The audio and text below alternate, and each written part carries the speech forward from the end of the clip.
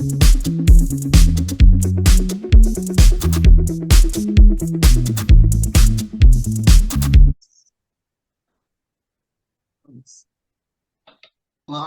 eu sou o Paulo Paim e este é o programa Gestão da Água no Brasil, História e Histórias. Sejam todos muito bem-vindos.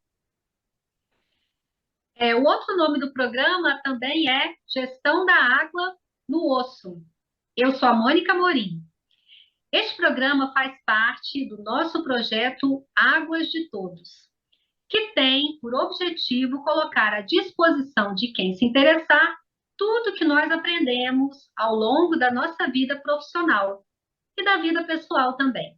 Além, é claro, de trocarmos experiências e continuarmos aprendendo a partir das conversas com os nossos convidados.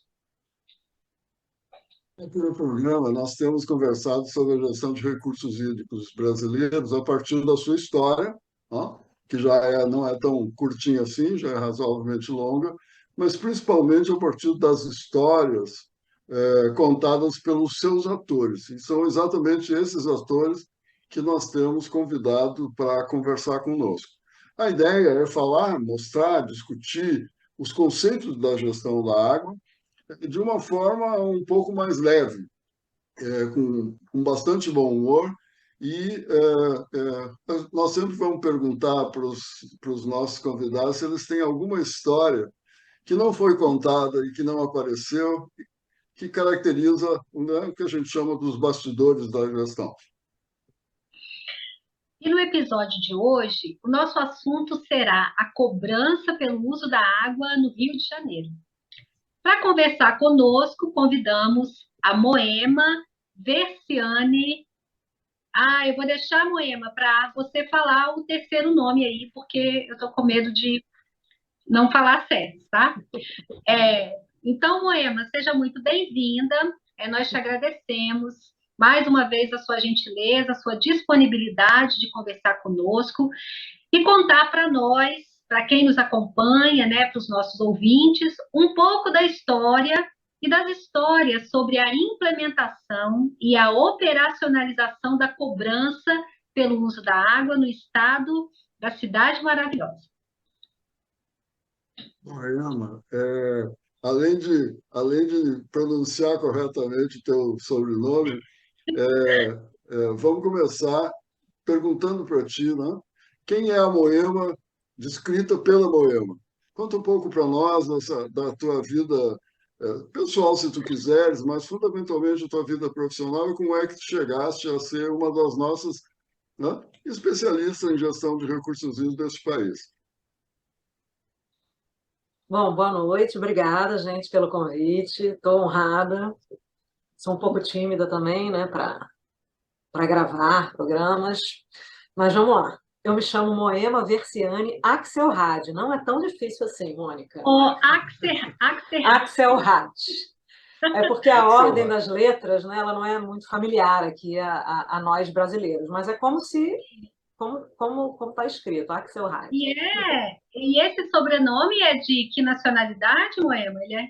Ele é romeno, meus avós eram romenos. Vieram para o Brasil, isso, aí pela década de 30, né? Vindo também lá daquela situação ruim que estava a Europa às vésperas da Segunda Guerra Mundial, né? E aí, meu pai nasceu aqui já, eu nasci aqui, e as minhas duas filhas pequenas, que têm o sobrenome Axelrad, falam tranquilamente esse sobrenome. Mas vamos lá, eu me chamo Moema. Hoje eu trabalho no órgão gestor de recursos hídricos do estado do Rio de Janeiro. E como eu vim parar aqui também, muita gente me pergunta, né? Porque eu já tinha passado, porque eu já... O órgão gestor de recursos hídricos do estado do Rio de Janeiro é também um órgão ambiental, né? Então, é o Instituto Estadual do Ambiente.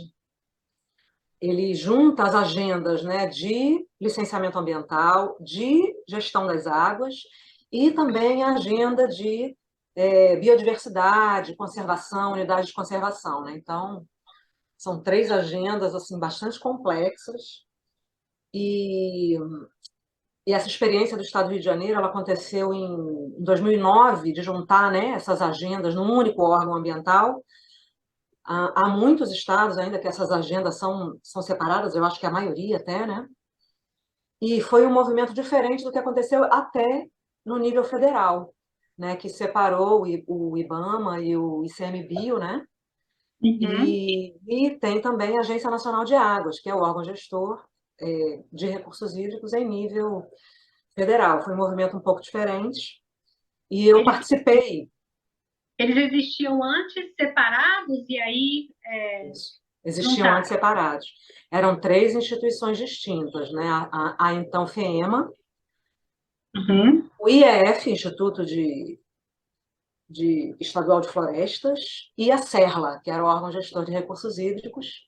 Hum. E depois, em 2009, houve essa fusão desses três órgãos, vinculados à pasta ambiental, numa única instituição. Eu participei dessa fusão, né? Eu estava aqui, nesse período, cedida pela Agência Nacional de Águas. Eu era servidora, especialista em recursos hídricos da Agência Nacional de Águas, concursada, e eu estava cedida aqui no estado do Rio de Janeiro quando aconteceu toda essa movimentação. Então, eu participei ativamente, né, dessa construção aqui, e a intenção era justamente fortalecer a agenda ambiental. Mas então, eu estou então aqui no estado do Rio de Janeiro, eu sou servidora efetiva do Uhum. INEA desde 2014. Aí eu deixei a Agência Nacional de Águas e ingressei aqui como servidora efetiva do órgão ambiental. Mas eu já estava na ANA desde 2003, né? Uhum. Então eu continuei trabalhando nessa área de gestão das águas, só que aqui no estado, né? Uma visão bastante diferente. E a minha formação qual é? Eu sou formada em matemática, mas sempre gostei muito da área ambiental, então eu fiz o mestrado em engenharia ambiental, o Uhum. doutorado em recursos hídricos e saneamento na COP, UFRJ, e junto eu prestei concurso para a Agência Nacional de Águas, depois prestei concurso aqui para o órgão estadual, e estou aqui até hoje trabalhando nessa mesma agenda, de fortalecer o sistema estadual de gestão das águas aqui no Rio de Janeiro. É desde 2009, Moema, que você está aí, assim, 2009 foi essa junção, né? E você É. trabalha aí desde 2009 ou antes ainda disso? Antes eu já estava aqui, eu estava cedida ao Estado 2 anos antes, 2007. Tá. Mas na Agência Nacional de Águas, a ANA foi criada, né, em 2000, uma lei, Uhum. né, que criou a ANA. Ela foi se estruturando. Eu participei do primeiro concurso para efetivos da agência. Então, eu Uhum. ingressei lá em 2003 e eu entrei numa área que dava muito suporte aos comitês de bacia, ao desenvolvimento dos planos de bacia, os primeiros planos de bacia elaborados pela ANA. Eu participei, o São Francisco, o Doce, e e e estava também se criando aquela figura da entidade delegatária de funções de agência de água. A Lei 10.881, de 2004, eu estava na ANA, quando ela era uma Uhum. medida provisória, depois virou uma lei, e eu trabalhei na AGEVAP, pela Agência Nacional de Águas, um ano. Né? Então, Uhum. eu vim, a AGEVAP, como entidade delegatária do CEIVAP, em 2004, né? Ela começou efetivamente com o contrato de gestão da Agência Nacional de Águas, e eu vim pela ANA, fiquei um ano em Resende. No ano seguinte, eu já vim para o estado do Rio de Janeiro. Na verdade, eu dei uma continuidade a essa mesma agenda, porque na sequência já estava se trabalhando a cobrança pelo uso da água no estado, a lei das entidades delegatárias em âmbito estadual. Então, eu venho trabalhando desde então com esses mesmos temas, no seu aperfeiçoamento, né, nas suas melhorias aqui para o estado. Então, estou aqui trabalhando Uhum. no Estado pela ANA desde 2006. Primeiro na Certo. GEVAP, depois na SERLA e depois no INEA, onde eu estou até Hum. hoje, já como servidora efetiva. Tá. Moema, é, a lei, né, que regulamenta a cobrança no Rio de Janeiro, eu tenho anotado aqui a Lei 4247 de 2003, né, que você também mencionou aí esse período, né? É, Você pode contar um pouco para a gente, assim, como é que era o sistema de gestão, o sistema de recursos hídricos no Rio de Janeiro nesse período de 2003? Assim, por exemplo, quais instituições já estavam implantadas e funcionando? Você falou da Serra, né? Já havia, por exemplo, processo de planejamento, planos, enquadramentos sendo elaborados? É, essa lei 4247, ela regulamentou a cobrança pelo uso da água, né? E a cobrança pelo uso da água, ela é um instrumento da política de recursos hídricos, né, em nível federal, a Lei 9433, e em nível estadual, a Lei 3239, né, aqui no estado. Que é de qual Bom, ano? 99. 99. 99, 2 anos depois da lei federal. Bom, essa política de recursos hídricos, né, à época, né, mais de 20 anos, né, já tem a Uhum. nossa política, ela foi bastante inovadora, né, na época, né, trouxe novos instrumentos de planejamento, instrumentos econômicos, a gestão participativa, né, a figura dos comitês de bacia, ela foi muito saudada, né, como uma política moderna, né, com controle social. E aqui no estado existia a Serra, né? Aí eu vou falar do que eu sei, não do que eu vivi. A Serra era uma instituição de estado de obra, né? A nossa tradição pré-política de recursos hídricos é muito obreira, né? Muito obreira e muito chapa branca, né? De levar obras de infraestrutura, ou de canalização, ou de barramentos, né? Aqui no estado a gente tem, como em outros estados, né, da federação, sobretudo no Nordeste, né, com a questão dos reservatórios, né? Aqui o estado ele é menor, né, em termos de território, e o espólio que a gente tem aqui dessas infraestruturas que foram construídas, elas são mais de retificação, né, de canalização, de canais de drenagem, né? Enfim, era uma cultura mais obreira, né? A questão da gestão propriamente dita, né, da água, de planejamento, foi sendo introduzida aí com a política de recursos hídricos. Então, a Entendi. Serra era uma instituição que me parece, porque eu não vivi, que tinha essa cultura da obra, né? Quando veio a lei 9433 em nível federal e 3239 em nível estadual, que instituiu a Política Estadual de Recursos Hídricos, ela introduz novas competências. E a Serra assume essa função de órgão gestor de recursos hídricos. Estava preparada para isso? Não, claro que não. Obviamente que não, né? E quando eu cheguei aqui, é o meu primeiro caso. Quando eu cheguei aqui em Moema, 2007... Moema, deixa eu interferir um pouquinho, porque tu não viveste, mas eu vivi. É. Tô Casualmente, certa? como fofoca, como na condição de consultoria institucional, né, era o Estado do Rio Grande do Sul, porque a Lei Gaúcha ela é anterior à 9433, a de São Paulo, a Gaúcha, tem três ou quatro que são anteriores, Santa Catarina. Então, quando entrou o sistema 3239, né, que é a lei do Rio de Janeiro, eu acabei, como representante do Estado, ajudando muito a um grupo alemão que andava no Rio, né, trazendo processos participativos. Isso deve te dizer alguma coisa. E eles convidaram o Rio Grande do Sul para ajudar. E eu fui um dos que ajudou muito diretamente a regulamentar a lei. A lei do, Olha, e aí muito interessante falar da Serra, porque na primeira tua fala, eu fiquei me coçando aqui para saber se tu sabia como era, quem era a Serra. Tu não sabia, mas eu sabia porque eu vivi muito isso. E a Serla, e uma curiosidade, por exemplo, a gestão o sistema de recursos hídricos do Rio Grande do Sul, que nasceu em 92, 94 foi aprovada a lei, né, gaúcho, ele estava localizado também na Secretaria de Águas. Então, esse viés que tu, né, que tu descrevesse, olha, eu não vivi, mas né, alguém contou como era a Serla, vamos dizer assim, era da moda, né? A gestão de águas no Brasil, ela era localizada, ela tinha essa leitura de obra mesmo, né? Mas não era só a gestão de recursos hídricos, o saneamento era assim, né?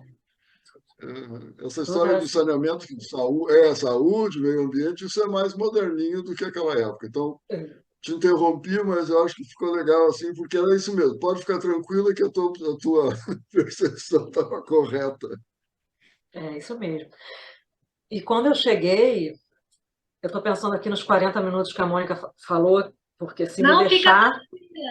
Se passar não. um pouquinho, não tem problema, porque às vezes surgem as histórias, né? Como surgiu. Não, e é muito legal, né? É muito legal, a gente vai lembrando das coisas, mas aí a gente tem que ter mais tempo mesmo, né? Quando eu cheguei, então, aqui, em 2007, na Serra,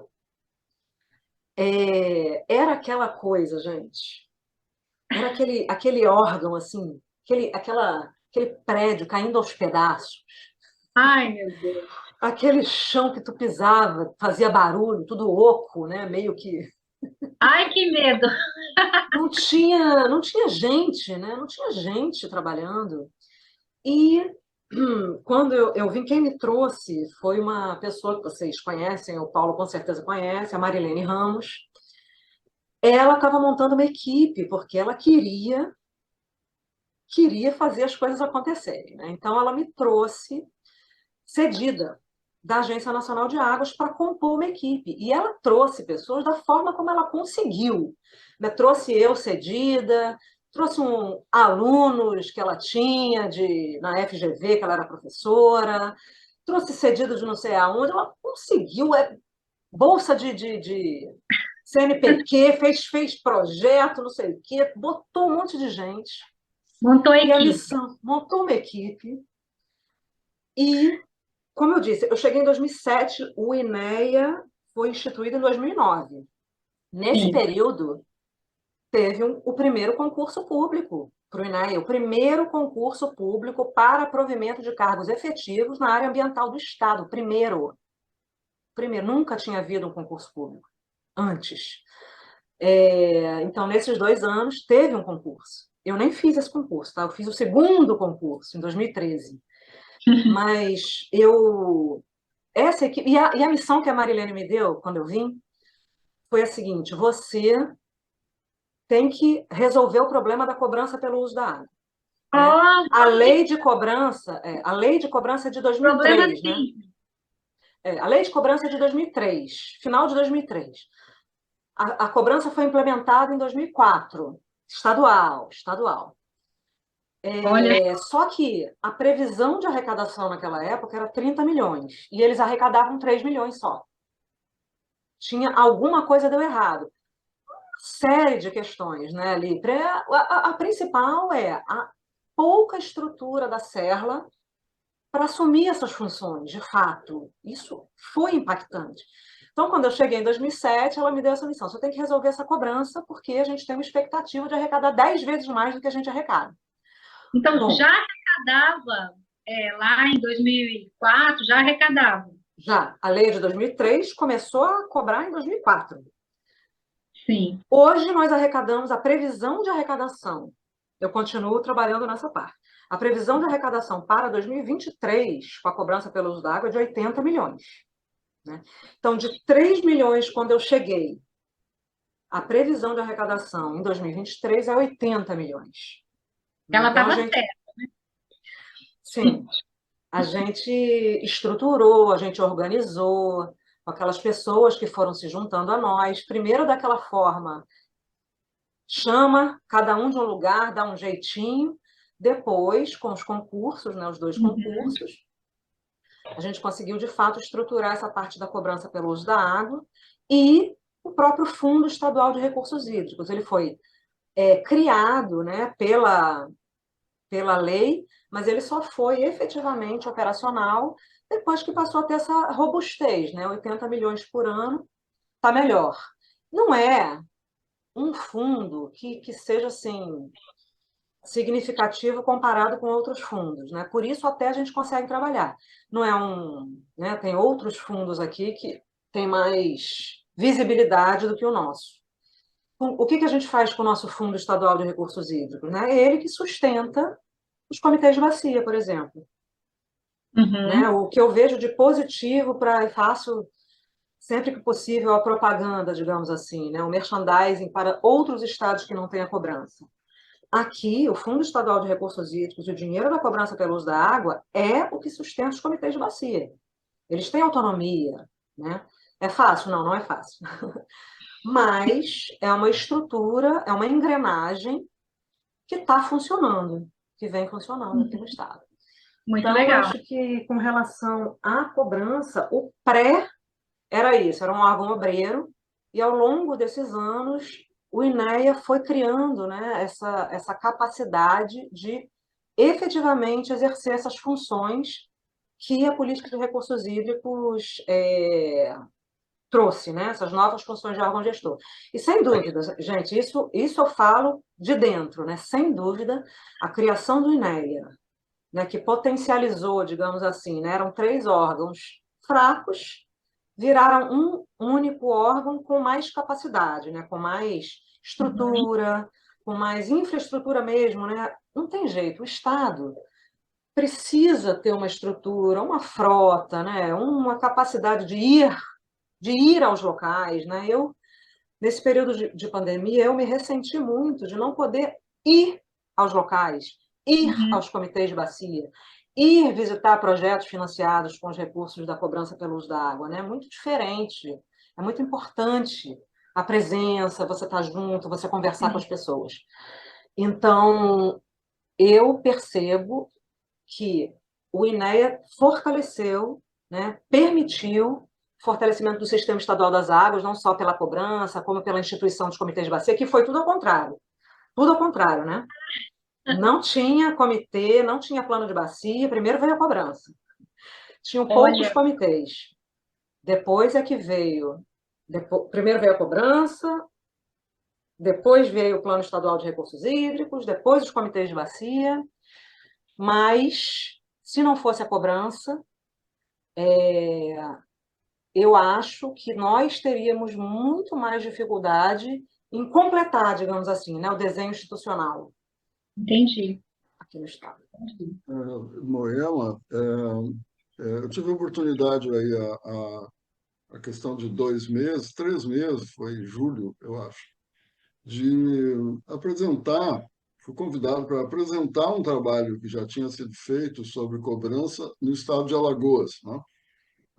O convite era para apresentar aos comitês de bacia, aquela história assim, tem que falar que os comitês de bacia chama o país que ele sabe fazer isso. Então, lá fui eu apresentar um trabalho que eu nem tinha executado, né? Eu simplesmente estava traduzindo, né, o trabalho técnico para os representantes das entidades membros dos comitês alagoanos. E isso que tu acabaste de dizer, né, essa inversão que ocorreu no Rio de Janeiro, porque a lei diz outra coisa, né? A doutrina da lei diz outra coisa, né? Primeiro forma comitê, depois diz o que quer, né?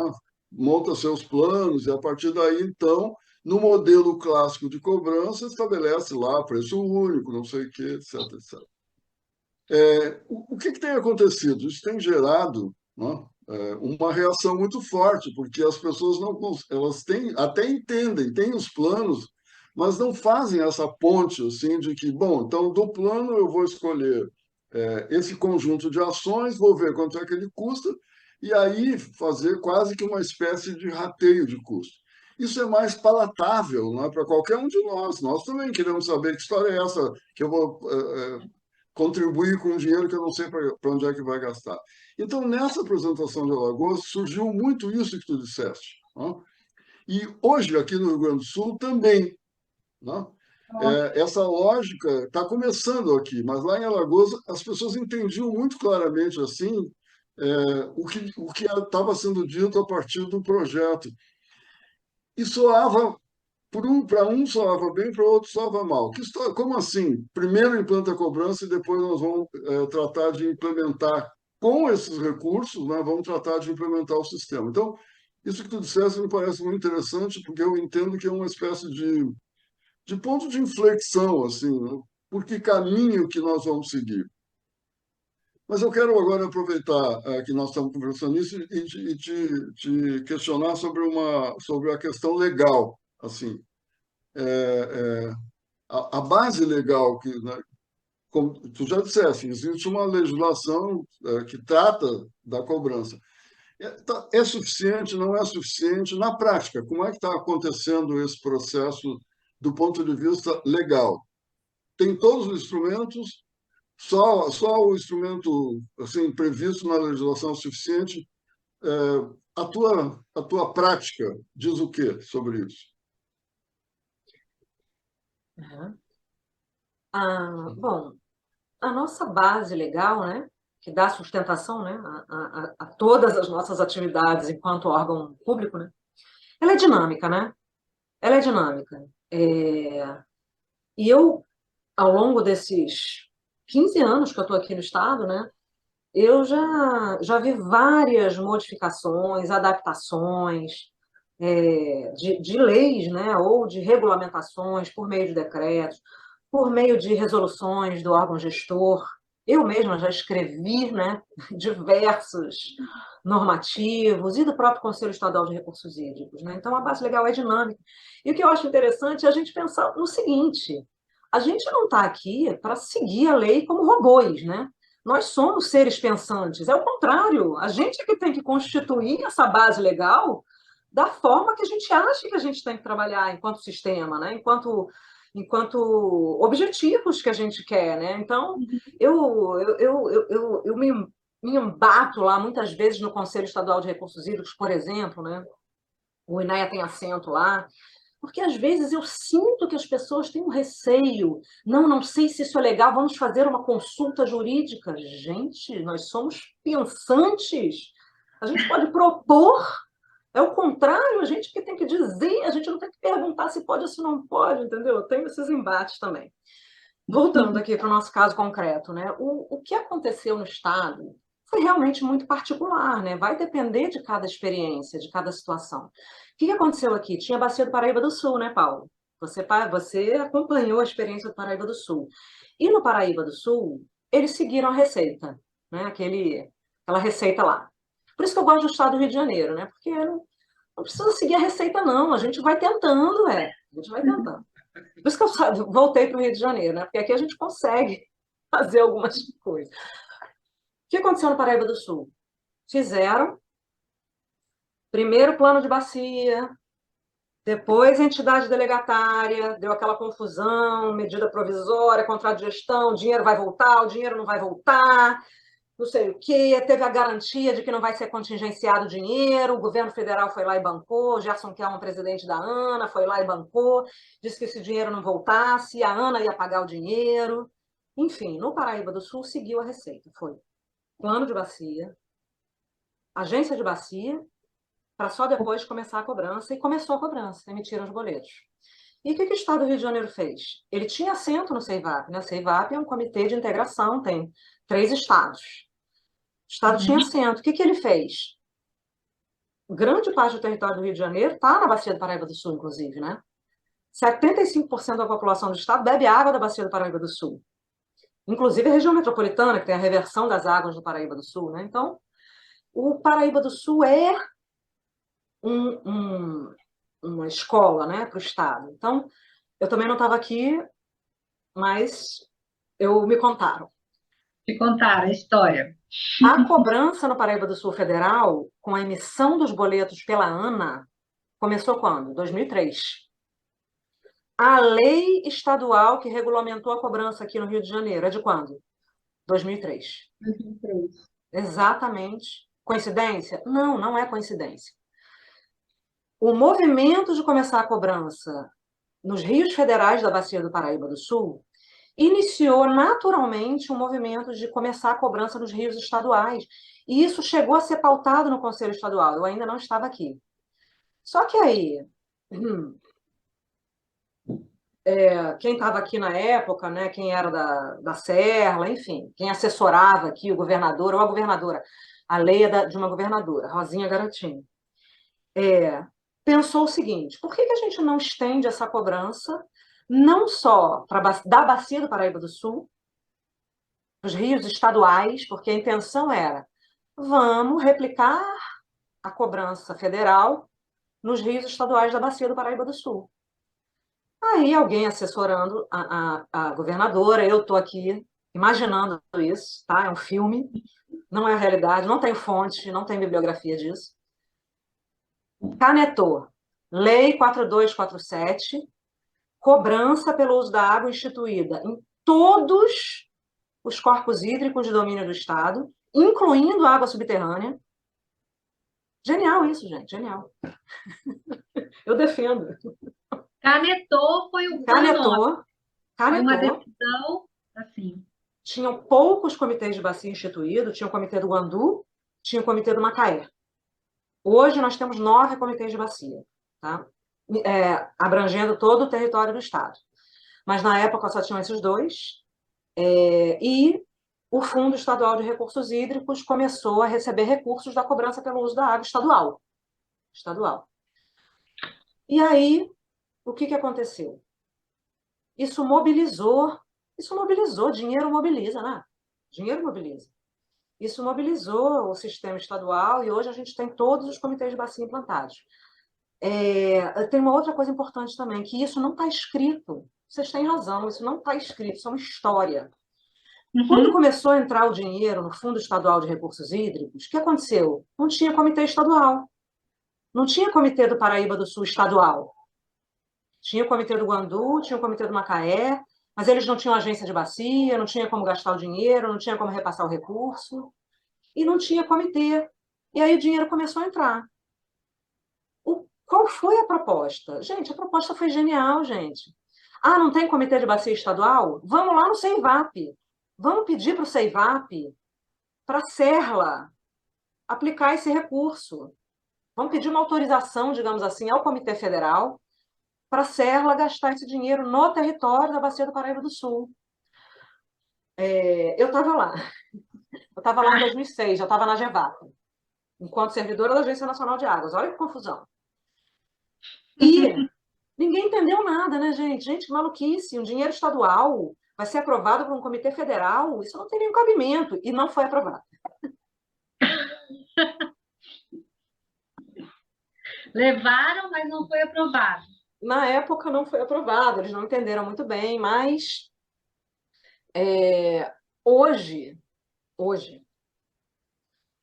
os projetos de esgotamento sanitário de pequenos núcleos na Bacia do Paraíba do Sul, lá em Resende, lá em Itatiaia, foram feitos com esse recurso da cobrança estadual, lá no comecinho. Né? Então, deu para fazer um projeto. A obra depois foi financiada com outro recurso. Mas é dos poucos projetos que eu vi acontecendo. Tanto o desenvolvimento e a elaboração do projeto, com recurso daqui do Estado, como depois a obra, também com recurso do Estado, mas aí não era com recurso da cobrança, não era com recurso do Fundri, porque a obra, em geral, precisa de mais dinheiro, né? Mais caro. Mas, enfim, é outra história aí que eu vi acontecer. E a pergunta do Paulo foi sobre base legal, né?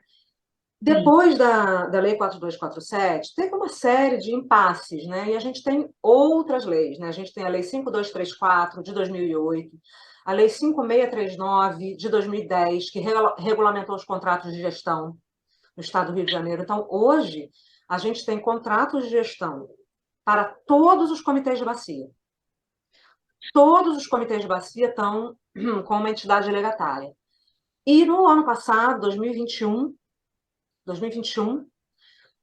teve um decreto também, um novo decreto de regulamentação do Fundo Estadual de Recursos Hídricos, que agora a gente está muito mais parecido com o modelo federal. A gente repassa o recurso para as entidades delegatárias de uma forma automática. o dinheiro não fica mais no caixa do Estado. Agora, em 2022, pela primeira vez, a gente fez esse exercício de repassar o recurso para as entidades delegatárias, sem parar no caixa aqui do Estado. Agora, qual é o nosso desafio? Melhorar a performance de aplicação desses recursos, de ter bons projetos, de ver os projetos acontecendo. A nossa performance em termos de aplicação de recursos, ela ainda é muito baixa. Eu já identifico esse gargalo para vocês. É nisso que a gente está focando para o ano que vem. Joia. Isso é um problema sério, né? Porque perde força, né? É que nem orçamento público, né? Se a gente não gasta o que está orçado, no ano seguinte os governos cortam, né? Então, gastar, né, os recursos arrecadados é muito simbólico, é importantíssimo, né? Em algum momento, Moema, desse processo aí de implantação da cobrança no Rio de Janeiro, eu andei sendo moderador de uma oficina lá em Itatiaia, com os comitês que existiam, eram dois ou três mesmo na época. E a Foi, reação, porque foi lá no hotel? Foi no hotel, foi lá. dentro da... Esse hotel nem tem mais, dentro do Parque Nacional? Eu Isso, estava lá lá. dentro, né? Olha só. Eu estava lá. Mas certamente eu tinha um pouco mais de cabelo, né? Que faz tempo isso, né, Moema? Faz tempo, acho que foi 2006, eu estava na GEVAP. Exatamente, exatamente. Foi uma oficina bem pesada, assim, bem. Eu aprendi muito como moderar, né? Porque existia algumas reações muito fortes, muito complicadas, assim. E tinha um ar de. E eu me senti um pouco mal lá no meio da moderação, porque tinha um certo ar de enfiar a goela abaixo, né? Tinha isso. E aí, assim, não tinha nada a ver com isso, né? Mas está moderando uma coisa que é para enfiar a goela abaixo, uma coisa que eu não acreditava. Então, foi uma experiência bem ruim, não foi, né? Porque eu aprendi muito, mas foi pesado, assim, foi uma oficina muito pesada. Ok, continue, Mônica. Moema, você disse que hoje, né, no Rio de Janeiro, existem as entidades delegatárias para todos os 9 comitês, né, que vocês têm aí instituído. E você disse também assim que tem uma lei, né, que trata dos contratos de gestão entre o INEA e as entidades delegatárias de função de agência, e que essa lei ela é de 2010. Nesse intervalo entre 2003 e 2010, como é que a cobrança foi operacionalizada? Era o próprio órgão gestor que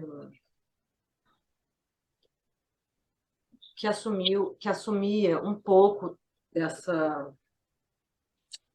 desse papel, mas não funcionou. Não funcionou, não.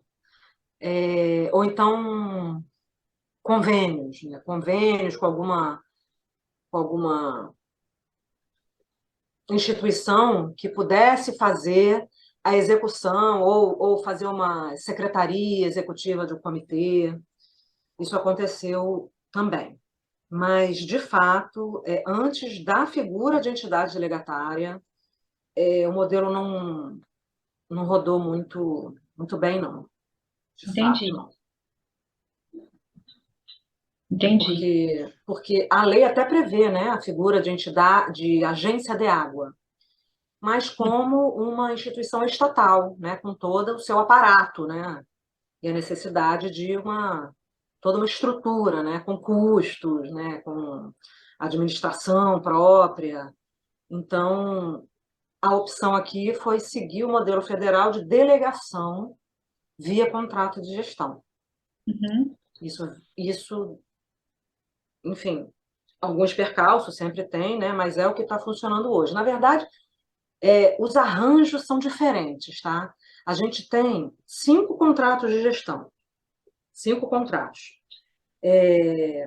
sendo que com 2 entidades delegatárias.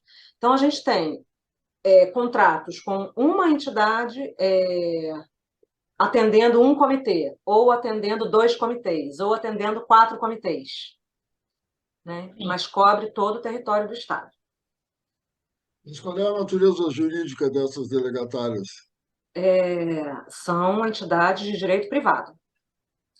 São a GEVAP e um consórcio intermunicipal, na região dos Lagos e Macaé. Ah, muito legal, era isso que eu queria saber. Então, na verdade, vocês estão trabalhando com a GEVAP, né, que, enfim, dispensa apresentações, e o outro é um consórcio de municípios, né? É um consórcio de municípios e empresas. Também tem empresas. Tem empresa junto, olha que interessante. Uhum. Então, é um consórcio que não segue aquela lei de consórcios que é só público, é um consórcio misto. De Então. direito, de direito privado. Uhum. Ele tem a mesma ok. personalidade jurídica que a GEVAP. Tem conselho de administração. Eu não sei, Já eu não sei existia, detalhes. já existia, né? Ele Já existia, existia. não? Já existia. Ah, ok, perfeito. Né? Muito bem.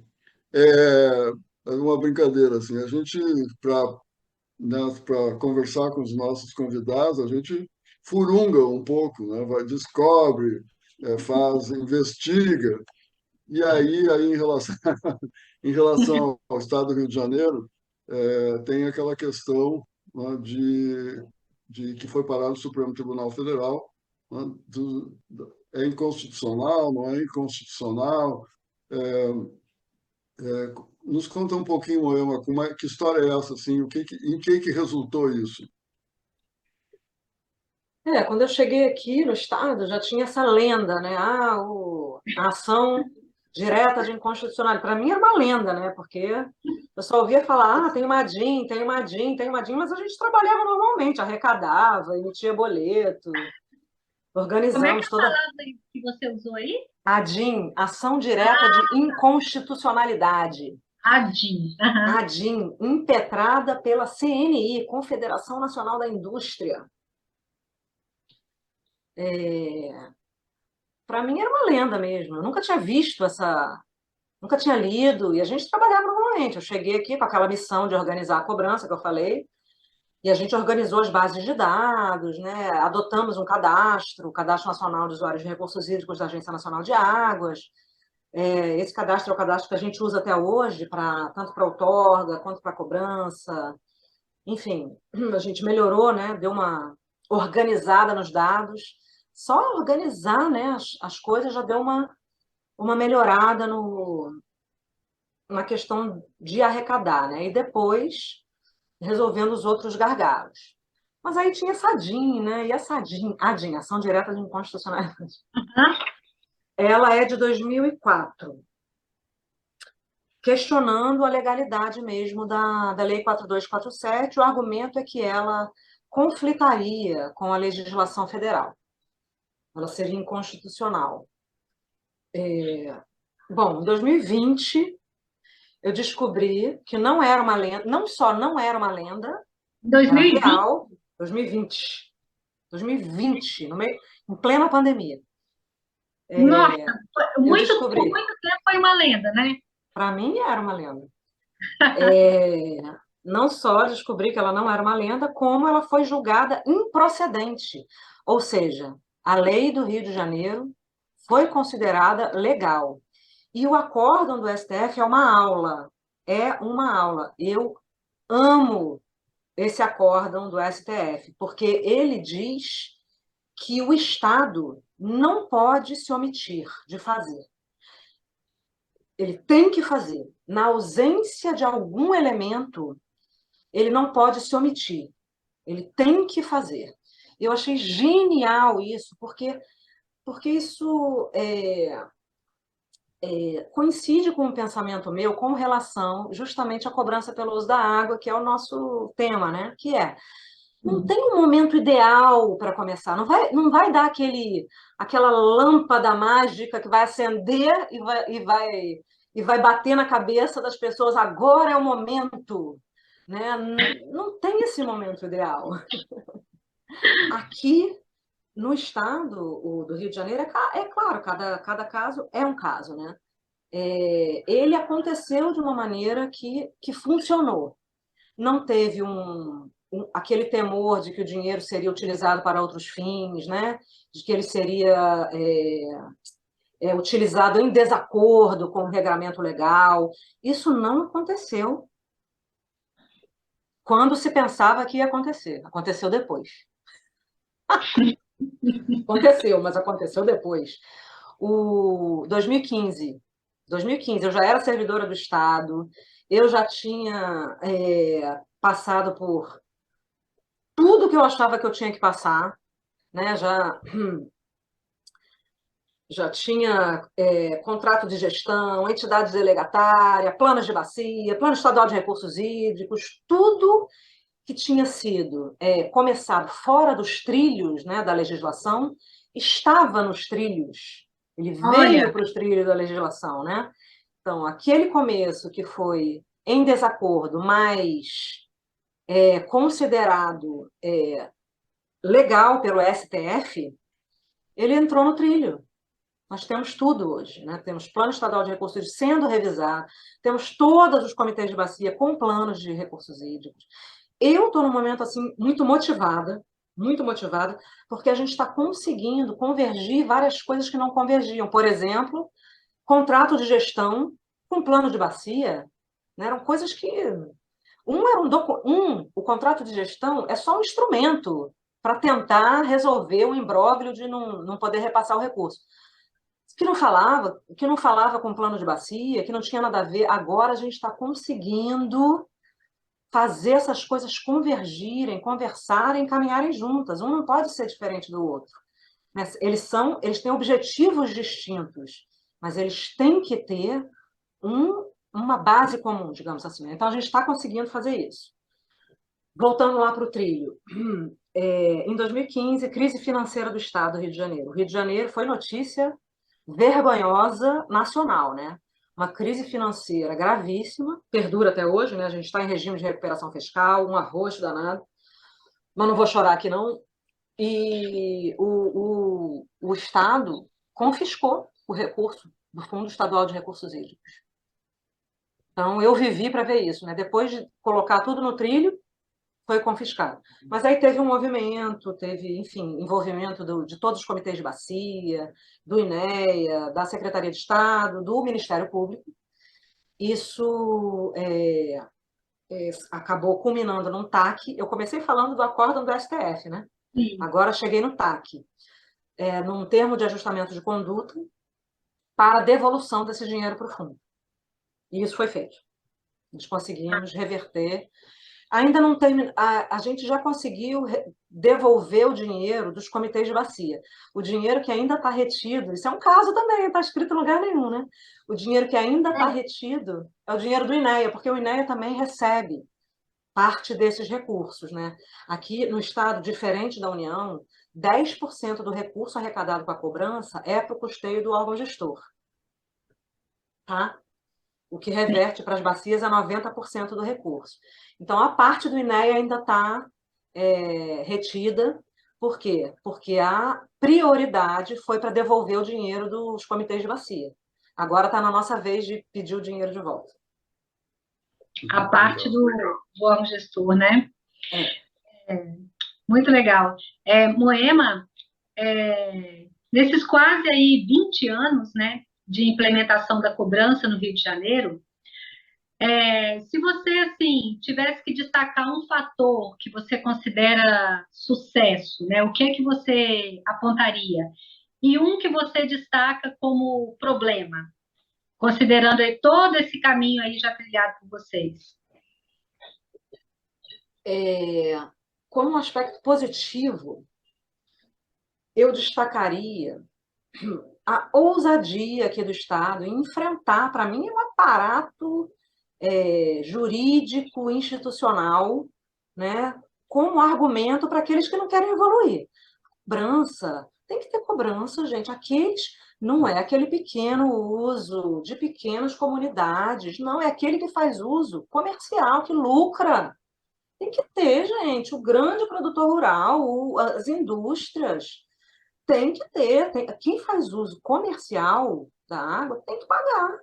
Tem que pagar. Tem que pagar. E E não só isso, então, eu acho que a ousadia do Estado em enfrentar isso, porque no fundo é um argumento de quem não quer pagar, né? Quem é que tem poder? Quem é que impetrou uma ação de direta de inconstitucionalidade com a lei? Foi a CNI, né? Não foi o Zé das Cores da esquina, é quem tem o poder de barrar. E os valores são muito baixos, gente, os valores são muito baixos. Os grandes usuários, vamos lá, vou citar alguns nomes aqui, né? As empresas de bebidas Ambev, uma Petrobras, né? Eles pagam rindo o valor que a gente cobra, né? Os valores são muito baixos, mas então eu destacaria como positivo isso, né? A coragem de enfrentar, na verdade, quem quer postergar o pagamento de uma coisa que em benefício de todos, né? Ele está tendo um lucro em cima de um bem público, né? Tem que compartilhar.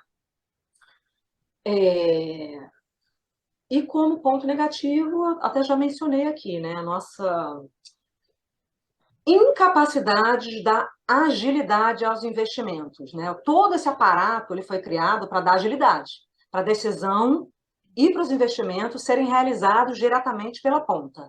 A gente não logrou êxito, não logrou definitivamente. A gente tem um medo e recria um aparato burocrático para gastar esse dinheiro que é uma loucura, né? Que é uma loucura. E muito da incompreensão dos comitês de bacia, né? Os comitês de bacia, eles ainda não entenderam aqui eu posso falar aqui pelo Estado, né? A importância da parceria. Não, ainda é uma relação de embate, né? Com o poder público, que no caso sou eu, né? Que eu estou ali, né? Eu estou representando o poder público. É uma postura de embate e não uma postura de que estamos juntos em parceria com um objetivo comum.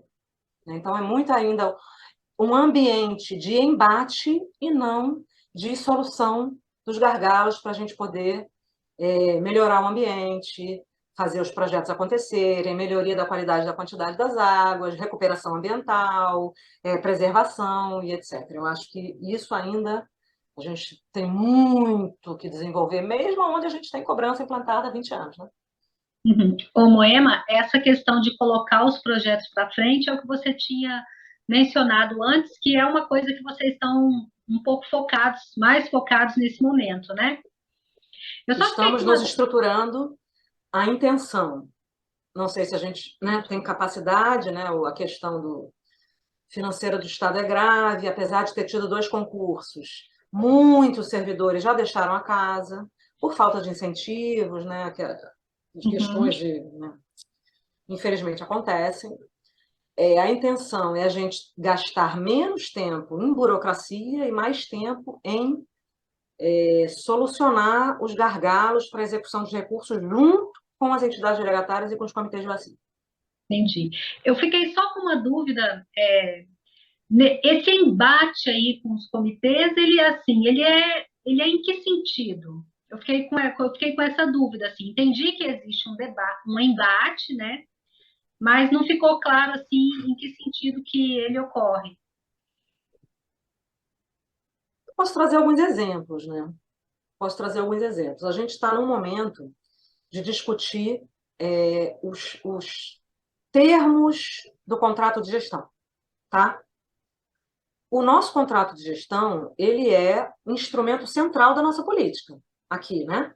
Sem o contrato de gestão, a gente fica manco, porque a gente não consegue repassar o recurso, a gente não consegue executar os projetos, a gente não consegue atender aos comitês de bacia, né, de uma forma adequada. Então, a gente está justamente no momento discutindo os contratos de gestão. E completamente reformulado, e com metas mais aderentes, incorporando o plano de bacia, né? Assim, para nós aqui, é uma verdadeira revolução do instrumento. E a gente não fez isso sozinho, a gente fez isso com outros órgãos, a Procuradoria do Estado, o Tribunal de Contas do Estado, que os órgãos de controle, né, eles têm que estar junto, porque é muito difícil entender o nosso modelo, né? É muito difícil entender. Como assim repassar o recurso sem antes, né? Como é que é um contrato administrativo, Mônica? Primeiro a gente tem o produto, depois a gente paga. Contrato de gestão, não, a gente repassa antes, depois é que a gente vai ver o resultado. Então, é muito difícil, né? E aí, o que acontece? Os comitês de bacia, eles não têm especialistas, né, em administração, em direito, enfim, nem é para ter, né? Eles estão ali para exatamente fazer o controle social, entender o que está acontecendo. Mas nessa configuração que a gente criou, eles se apegam numa vírgula do contrato, a gente não avança. Entendi. Então é nesse sentido, né? Se uma pessoa, né, se apega numa vírgula e essa pessoa, né, pessoa física, CPF, tem uma influência sobre os demais, a gente trava o processo completamente. Completamente. Mesmo com a melhor das intenções que o órgão gestor tenha. A gente não consegue andar, a gente trava mesmo. É um problema não só do modelo, como um problema de uma capacidade de comunicação, de interlocução com essas pessoas, né? Ah, sim. Interessante isso que você. Interessante. Legal. Deu para entender melhor aí com o seu exemplo. Esses dois, tanto o lado positivo quanto o problema que tu citaste, a ousadia, eu lembro, né? De novo, eu acompanhei isso. E o Estado do Rio de Janeiro foi, assim, crucificado por conta, né, de a cobrança goela abaixo, etc., especialmente, né, até pelos comitês da época que existiam. E esse aspecto dessa relação dos comitês com o poder público, ela tanto um quanto ou os dois tópicos que tu trazes, cabe uma outra entrevista, né? Cabe um seminário inteiro para nós entendermos em que momento os nossos comitês no Brasil deixaram de ser, né, comitês de bacia e passaram a ser organizações não governamentais, né? Sempre em oposição ao Estado. Então, é interessantíssimo, assim. Bom, Emma, nós estamos começando a chegar ao final da nossa conversa. E tem duas coisas que eu queria que tu pudesse fazer. Existem estados, e aí nós temos dois exemplos aqui, tanto o Espírito Santo quanto o Rio Grande do Sul, que já dispõem de planos, não? O que que tu considera que seria um conselho ou uma sugestão importantíssima para que e tanto o Rio Grande quanto o Espírito Santo são dois estados que estão assim mandrake, né? O sistema parou exatamente na tua falta de dissesse, olha, sem dinheiro não funciona. Isso né? É uma opinião que anda e percorre o país todo. Assim, o que que seria interessante que estados que já dispõem de planos, né, possam fazer para chegar ao ponto que o estado do Rio de Janeiro se encontra hoje? Assim? Bom, eu não sei o que impede, né? O que inviabiliza o início da cobrança. Assim. Por quê? Porque ela é vital para o sistema. Ela é vital porque está sob a sua governabilidade. Rio Grande do Sul, por exemplo, tem a compensação financeira do setor elétrico, mas não está na governabilidade do sistema. A cobrança está. E não precisa ser perfeita. Simplicidade. Começa cobrando de poucos, os maiores usuários. Né? Não tem que ter aquela coisa, porque existe outra lenda, né, que existe. Não, tem que cobrar de todos, tem que ter um cadastro completo. Não. Os maiores usuários otorgados. Pronto. Não tem que ter um cadastro completo, maravilhoso, não. Ainda mais o plano de vocês. O plano de vocês já deve ter uma estimativa de demanda. Vocês vão ver que os maiores otorgados já estão ali. Sim. Então, eu acho que não tem que ter medo, não, de começar a cobrança. Simplicidade, simplicidade conceitual, não tem que ter um monte de coeficiente. Simplicidade conceitual, entendimento da metodologia e começar cobrando de poucos. Você tem Alguns toda a razão, setores, né? abastecimento, indústria. É por aí mesmo, né? Eu me lembro assim, vivamente de quando era presidente da AGER no Espírito Santo, e esse assunto estava, né, bastante avançado, especialmente na bacia do Jucu. Eu me lembro do presidente da época da CESAM, da Companhia de Águas e Saneamento, dizer com toda clareza assim, não, nós começamos a pagar. Então, e não precisa, exatamente nessa linha que tu disseste, assim, não precisa você fazer uma coisa que gere uma reação da sociedade capixaba. Não, vamos começar logo, né? Começar. E por incrível que pareça, um dos setores usuários, mesmo a área pública do grande setor usuário que é a irrigação, na época, no Espírito Santo, o secretário era parceiro, o secretário de Agricultura era parceiro para isso. Vamos começar, né? Depois a gente vê, depois melhora, né? Mas faz a roda andar, vence a inércia, né? Uma conversa que a gente conhece muito bem. Sim. Moema, agora sim, agora chegamos ao final da nossa entrevista. Por favor, ocupa os minutos finais aí para dizer o que tu quiseres, assim, lembrar alguma coisa que a gente não comentou, falar um pouco mais do Rio de Janeiro, fica absolutamente à vontade.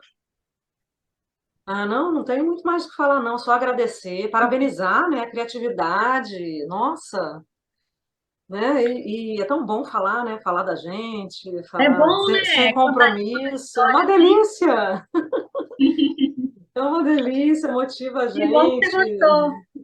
Parabéns, vocês estão de parabéns. Eu queria muito agradecer mesmo. Obrigada, Moema. A gente que agradece sua participação, sua contribuição aqui com a gente. Assim, eu ouvi você uma vez comentar sobre, falar, né, numa apresentação sobre a cobrança, e eu ficava assim, nossa, mas não acredito que foi assim. E aí eu falei com o pai, não, a gente tem que chamar a Moema para contar aqui no Gestão no Osso a história, né, da cobrança no Rio de Janeiro. Sensacional. E assim, e com questões diferentes, né? Você tem umas palavras que você trouxe, né? Ousadia, simplicidade, né? Eu acho que a gente tem que olhar mais para essas questões, né? Assim, e avançar, né? Então, quero agradecer mais uma vez, Moema, você ter aceitado o nosso convite, né? Foi muito bom conversar com você.